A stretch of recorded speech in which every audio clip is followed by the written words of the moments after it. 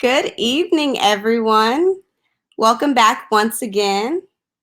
As you enter in, do us a favor and say hello to us in the chat so we can know who's watching with us. I see a couple of you have already gotten started. So we have Michelle. We have Utica. Is that right? From the Caribbean. Tanisha, Amber. We're so excited to have you guys on with us tonight for our last night of the virtual church experience. Earlier this evening, we had the pleasure of hearing from Pastor LeBryant Friend on pastoring through pandemic, and he dropped some major keys. And tonight, guys, our last session, but certainly not least, is going to be taught by none other than the incomparable Timothy Reddick as he discusses virtual worship. Now, guys, I don't know if you knew this, but not only does he have the heaven-sent voice of the heaven-sent instrument of his voice, but he knows how to play 3 other instruments, including the West African percussion. On top of that, he's trained in West African tribal dancing. If that's not worship, I don't know what is. I am so excited to hear him share how he gives God the glory through a virtual experience.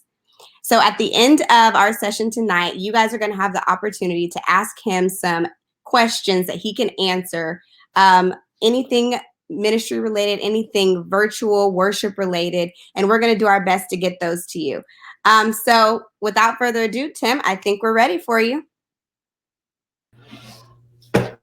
Zoe, that was so much. I wasn't expecting you to say all of that. Thank you, Zoe. I'm still waiting to see the dance moves. I'm still waiting to get taught. I'm a little rusty.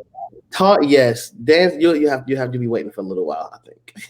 I need to get my skills up. I'm not the best dancer, but I'm a quick learner. So we got to start this. We got to start this live. But what are you trying to get dance moves? I don't know all the moves, but I love West African culture. So I feel like I just need that little oomph to add to my repertoire. All right, I got you. We'll talk offline. Got you. Thank you, Zoe. Love you. Love you. Good evening, everybody. I am, as she said, Tim Reddick. I serve as the Director of Worship at All Nations Worship Assembly, Atlanta. I have been here for a little over a year now. And it's literally the best decision that I've made so far in my life. So I'm really, really glad that we get to share with you guys everything that we've learned, everything that we've grown through, everything that we tried and failed at, and everything that the Lord has allowed us to become a success at. So let's dive in. I will be talking about worship in the virtual context. The very first thing that I want to talk about is, the very first thing I want to say before I can get into my points is, it is so much easier than you may think.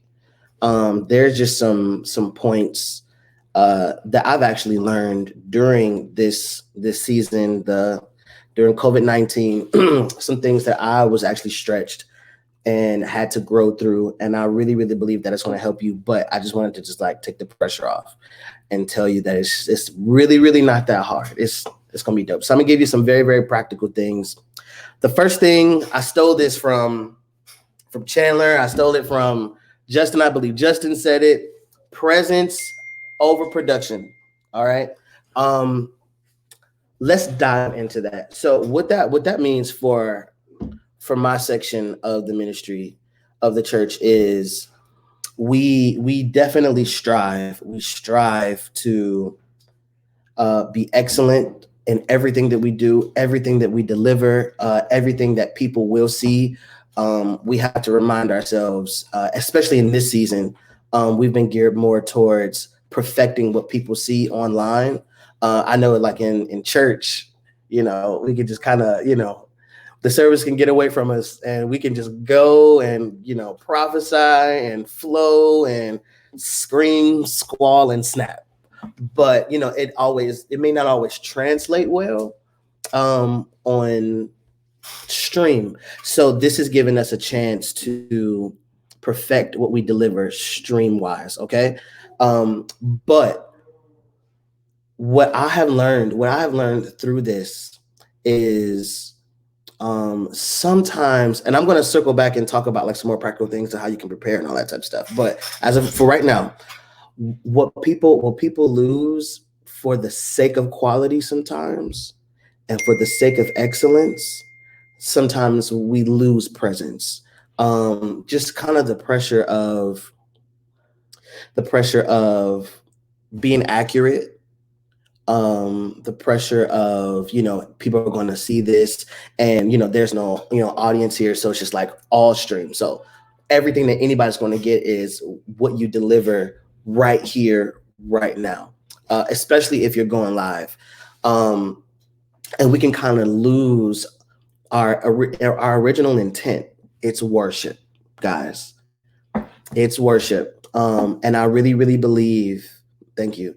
I really, really believe that I've been taught if you practice presence, you won't have to practice presence in front of people. So if you're at home and you are in the presence of God at home, I really, really, really believe that people will feel what you do. It will translate. What you feel, what you guys feel, what you're producing here, it'll translate well. I promise. Presence over production. I'm not going to be before you guys long. I only got a few points and I want to get questions. So I'm going to just go through this. So presence over production. We want presence. We want the presence of God over production. Okay.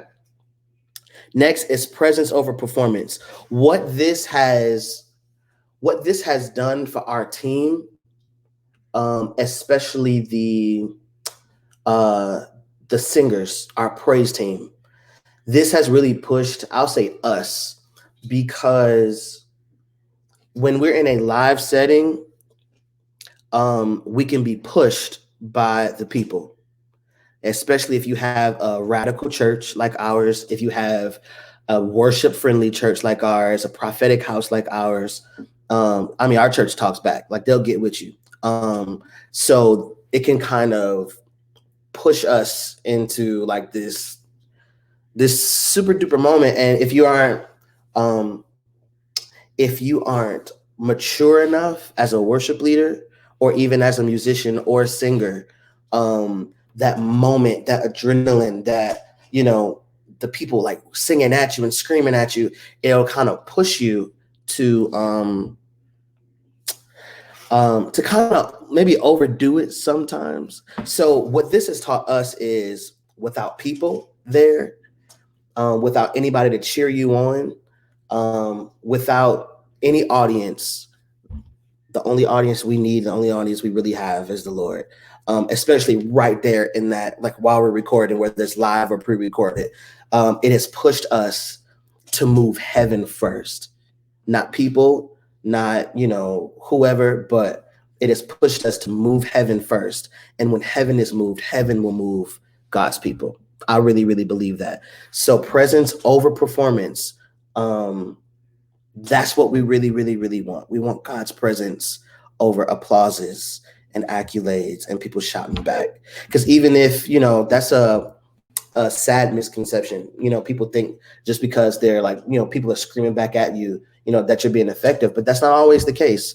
And I believe some preachers can attest to this too. If you're not preaching, an exciting word, and it's a convicting word, it's a word to like hit their souls and to make them think, then they're probably not, if that's not their culture, they're not going to shout back. They're just going to sit there and kind of take it in. And that doesn't mean you're not being effective if they're not outwardly expressing that. Presence over performance. We want the presence of the Lord more than we want people shouting back at us. And this has really, really, really like made us solid in that way. Because of, we're a hype church. Okay, moving on. Presence over pressure. So during this time, I've seen it with my own eyes. The very first time we came together to pre-record for our service, okay? it was so relaxed. It wasn't like, hey, like, everybody's trying to get super cute for the camera, and the ladies got on their heels and like their faces like super makeup, and we literally, the band didn't rehearse, the singers didn't rehearse. We literally just came together to do a few songs that we know already, songs that we already thrive in, songs that we feel like will be good for this atmosphere with no crowd, with no people. And we came together and it was easy. There was no pressure. And I believe Pastor talked about this right before this session at 6 p.m. You cannot put pressure on your people. And that's one thing I appreciate about my pastor, LeBryant Friend. He is amazing at allowing people to naturally do what they naturally do. So not putting like so much pressure, like you got to do this, we got to do this. It's got to be great. It's got to be perfect, blah, blah, blah, blah, blah. He trusts us. He trusts what we naturally do. He delegates well and he lets us do it. So that is, I really believe that will help your team, creating an environment, a pressureless environment. Of course, we want to excel in excellence, but I'm going to help you on this next slide, on my next topic, on the need for, and I'll say this before I move on. I really feel like the need for applying pressure on a team either has to do with youth, the lack of their ability, or you just not trusting them. So it's either you feel that they're incapable of doing it, or you may just be a micromanager. But we can pray. We can pray through that. That's the best way to go. No pressure. Presence over pressure. Okay. Now, this next slide. Presence and preparation. Okay. Now, I don't want to sound contradictory, but all of those points I gave you, presence over production, presence over, thank you, over performance, and presence over, what did I say? Let me go back. Over pressure, okay? You can alleviate all of that by being prepared, making sure the team is prepared. I don't know if there are any worship leaders or music directors or MDs on here, but you can alleviate all of that stuff if you are prepared, all right? So I'm talking rehearsals. I'm talking about, making sure your team is solid vocally. I'm talking about choosing songs, like choosing appropriate songs for that kind of atmosphere. So let me see. I'm trying to give you a good example. I don't have one, but so Zoe laughing at me behind the thing, y'all. I'm trying to think of an example, but I can't think of one. But being prepared alleviates the pressure. It alleviates stress. So it's almost like you don't have to get ready if you stay ready. Prepare your teams. And I would even say, I won't say hard, but be very strict about the sound that your church produces, as worship leaders, as MDs, because you want to put your best foot forward. So you do that in rehearsal. So when it's go time, it's not even a second thought. So you can focus on the presence of God, because now you naturally execute in excellence.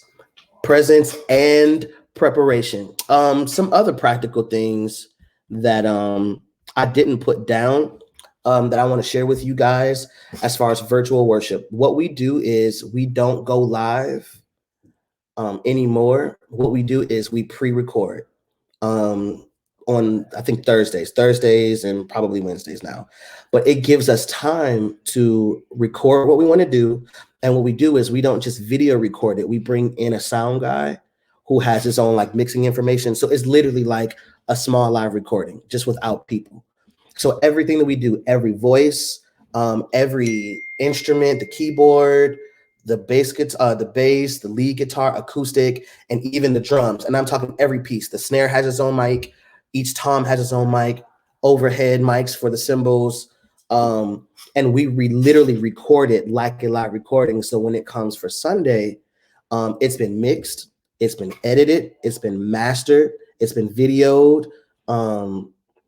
Our video guy, he edits the videos for like clean transitions, and that's how you see what you see on Sundays. Even for our A Glorious Day film, that's what we did. We pre-recorded everything, even musically. So what you see, I believe I did that live, and I think the musicians did that live. But the vocals, we did all BGVs the night before. So we did it like a legit live recording, like we were about to put out an album. I don't know if you have all those resources, but for those of you who don't, if you have a laptop, MacBook for certain, there's a way that you can, and you guys can hit me up later because I'll have to double check, but I know this is for certain. I just don't know how. I can't really articulate it right here, right now. But you can email me, Reddick@allnationsatl.org. There's a way you can hook your laptop up to your soundboard at your church or wherever you're going to do it, and you can record it straight from the board to your MacBook or to your laptop. You just have to have somebody there, making sure the levels are good, making sure nobody's peaking or distorting or in the red. But you can literally press record, and it'll record everything that your soundboard hears. So that way you can take it, get it mixed, get it mastered, edit it, do what you need to do. So that's how we do that. But that's a cheaper way or an easier way to do that, and just to make sure you are producing quality stuff. Also,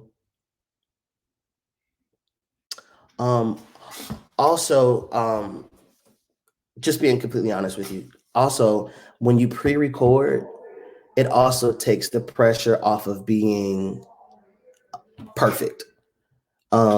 Because you have that chance. You can take it to the studio, you can fix some things, you can tweak some things, you can take some things out, you can delete some things, and you can also like add some things, or your musicians, if they messed up, they can go over and replay it and overdub it. So I really, really believe that that's a great idea. And I know that, we like to go live, but for the sake of excellence and great production, I admonish you to pre-record. That's what we've been doing, and it's been working very, very, very well for us. That's kind of all I have. I really want to just take time and get some questions in. I'm about to bring Zoe. You ready, Zoe? Hold on, sis. Oh, sorry, I always mute myself and forget to unmute. You guys, that just amazing. One thing that stood out to me was when you talked about the maturity involved in carrying the weight of moving heaven forward. I was like, that is so good. And Yeah. there have been times when I've just personally seen you, and there are like all these people just moving around you, but you still manage to just stay in the present when you know you're about to go before people to usher them in. So that's amazing. Oh, so we're gonna go ahead. I'm just being stupid. Okay, so we're gonna take some questions very quickly. So the first one comes from Brianna. Hi, Brianna. And she says, do you have a suggestion for rehearsals during quarantine? Yes. There is no stipulation that a certain amount of people can't gather. You just have to be 6 feet apart. So I tried to do rehearsal on Zoom. It's not good. Yeah, because of the delay. Everybody's singing at different times, but they think they're singing at the same time, and it's just coming in all the way wrong. So what I would do is, what you can do is, if you have access to recording equipment, you yourself can lay the parts out and send them out. Definitely send your music out and make sure, like, they rehearse and they live with the music, depending on the culture of your praise team. Like if they're good, cool. But if they have some issues, stress. I need y'all listening to this every single day. Listen out for your part. And if you don't have recording equipment, grab your phone and voice memo it. This is the soprano line, sing it through, send that out. Alto line, sing it through, tenor line, same thing. So that's what I would suggest. If you can't come together and still be 6 feet apart, and or if they're just not comfortable, that's what I would do. I would send out parts that way. Okay, that's a good solution for both ends. How do you suggest, and this comes from Michelle, how do you suggest keeping worship teams engaged during this time? Hey, Michelle. So what we use is CCB, that's Church Community Builder. And we also use something called Basecamp. But I have almost everybody's number. So what I do is just create some type of group situation, whether it's GroupMe, whether it's a text thread or a Facebook group or whatever you use. Create some type of group on some type of platform, and make sure you are, as if you're the leader, Michelle, you as the leader, whoever the leader is making those first moves. We have something that we call pulse checks, where we, just kind of reach out and just see how you're doing, just like, making sure you're all right. Make sure this week didn't get to you, or if it did, okay, that's fine. But get it out, talk about it. It's almost like an opportunity for an emotion dump. Yeah. Yeah, so that's what I would do. I would encourage you to continue to like make the first move. Don't wait for them to do it. If you build it, they'll come. You have to set that standard and culture for your team. So reach out, make sure they're all right, but you have to do it first. I love that, setting the standard. This next question comes from Jamila. Hey, She said Jamila.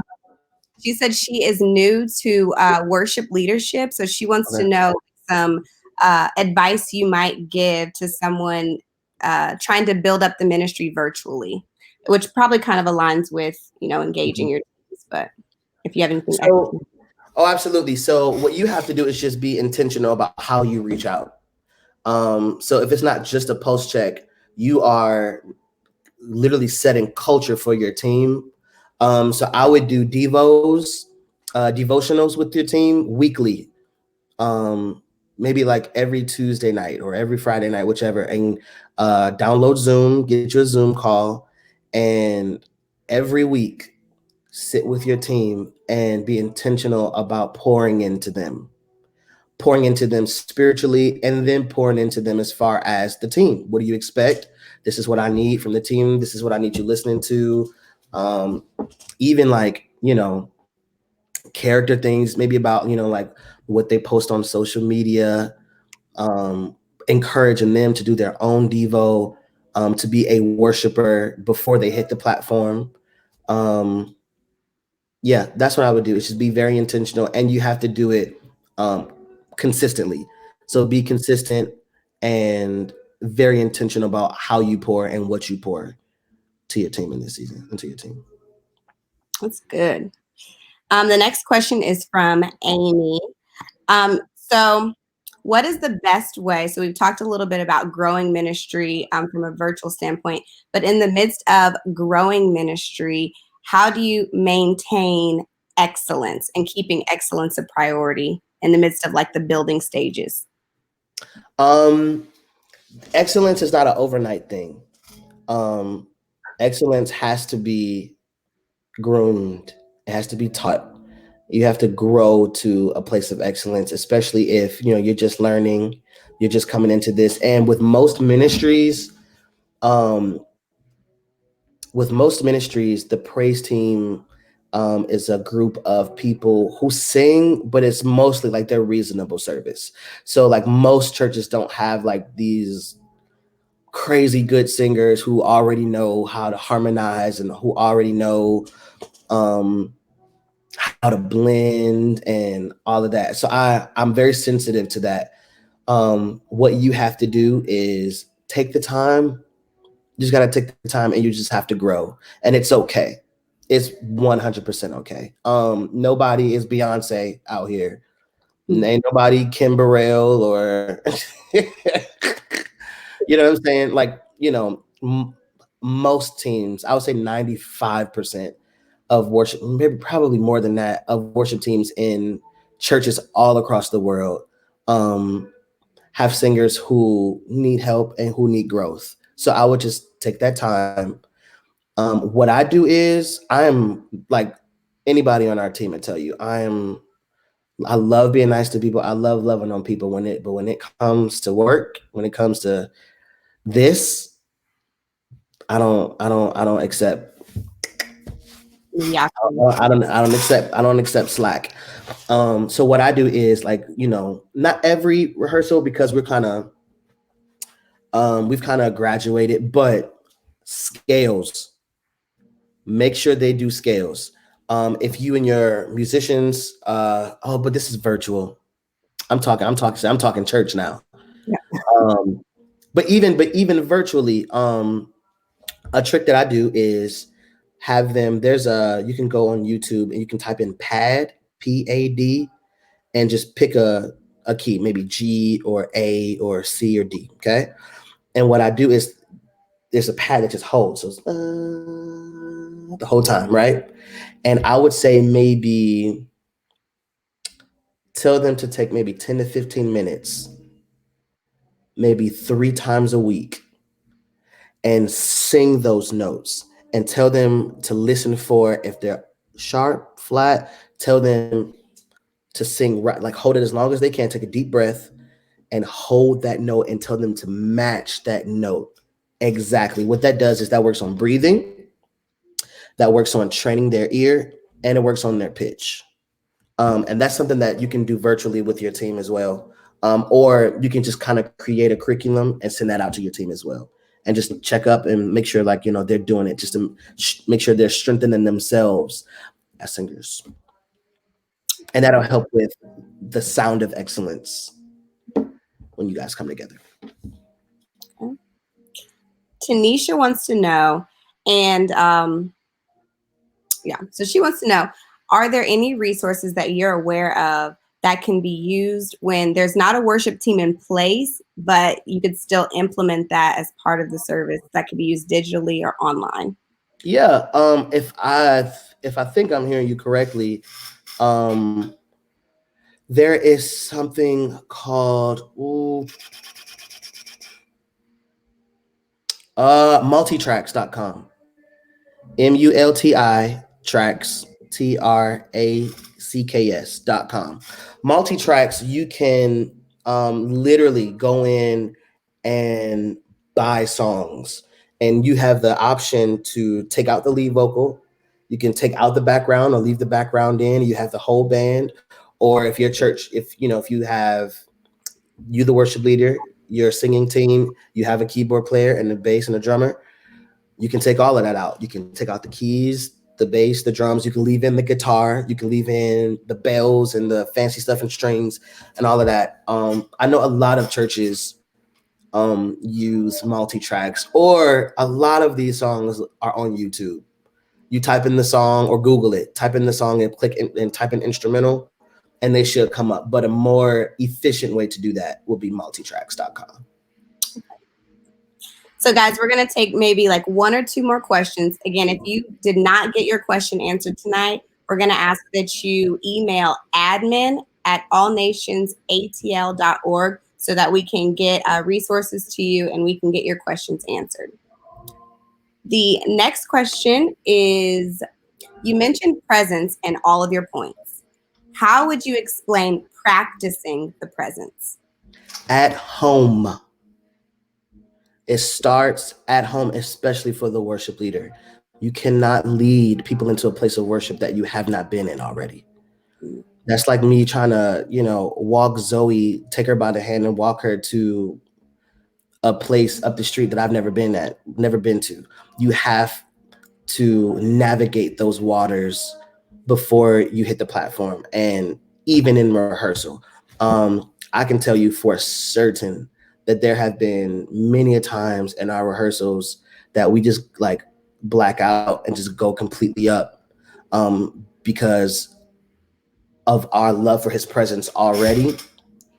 So that's what I would beg you to do is to make sure that you have a group of worshipers, not singers. And if you currently have singers, it is your job as the worship leader to lead your team into worship first, so that you guys can lead whoever else into worship second. Also, um, definitely making sure that they're not just worshipers. And this is a tough one, and it sounds like a pastor's job, but it's definitely detrimental to the worship environment. Not just worshipers, making sure they're worshipers, but making sure that they are sons and daughters of the Lord. Um, Making sure that they are coming not as just servants, thank you, and partners and employees with heaven, but making sure that when they come before God, they come as a son and as a daughter. It's a completely different relationship. It's a completely different relationship. It's a completely different closeness. One thing that the Lord has been ministering to me about is, we don't have to be super special to enter the holies of holies. That was canceled out by Christ. He ripped the veil down. That's not a thing anymore. You don't have to be in high rank in the kingdom or high rank in the Lord's church to enter that place anymore. He's made that place accessible to all. And the easiest way to get to that place is to be in love with the Father and to come as a child of God. Thank you. And I feel like once you come as a child of the King, he'll employ that part of you. He'll employ the worship leader. He'll delegate the prophet. He'll delegate, the evangelist, and when you have that connection, to heaven, and the thing is, it doesn't start or stop on the platform.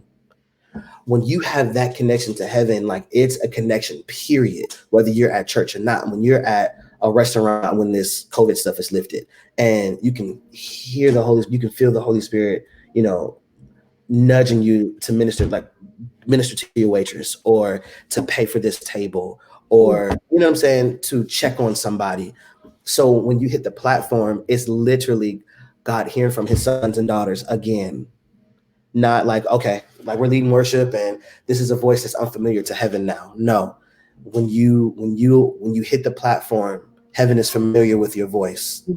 So that's what you want to inculcate in the culture of your team, is making sure that you have a group full of worshipers and children of God. That helps. It helps a lot. Oh, this is so good. This is so good right now. Y'all done got me a little stirred. I felt it. I felt it through the screen. That's how you usher virtually. Last question of the night. This comes from Aaron from Colorado. Okay. And he says, because of the standards that are in place, where a lot of places can't have more than 10 people in the building. So we talked about, if people can't make it to physical rehearsal, sending out audio and stuff. So with the restraints on how many people can be in the building, how do you do more for his presence with less? When 2 or 3 are gathered in his name, there he'll be. You don't need a lot. You don't need a lot of people. It's a thing now. People are doing it all over the place, where they make these videos in these Airbnbs and living rooms and these small spaces with 3 or 4 people. You have a person singing, they have a guitar, they got somebody maybe with a box drum, and maybe like another singer. And it all depends on the posture of your heart. You don't need a lot of numbers to touch heaven, and you don't need a lot of numbers to touch God's people either. You don't. It all depends on who you bring to the table, what they carry, and how they deliver. You don't need a lot of people. Thank you so much, Timothy. This was literally amazing. And I think it was the perfect way to end out our whole conference. If you guys enjoyed tonight, or if you enjoyed any part of this week full of wealth and information, please just drop, a word of encouragement in the chat below. Again, if you have any questions that weren't answered, we want you to make sure you send them to admin@allnationsatl.org. Guys, if you want more of this, let us know, because we feel like, we really enjoyed putting this together for you guys. And if it's something that you guys are interested in, I think we're going to try our hardest to give you more of what you want. We are so excited that you would decide to join us throughout this week and spend time with us and allow us to pour into you. This is new for us as well. This is uncharted territory for everyone, navigating the new realities of church in a pandemic. So we were so happy that we were able to commune with you guys and give you guys what we had. And we will see you guys in the future. Bye.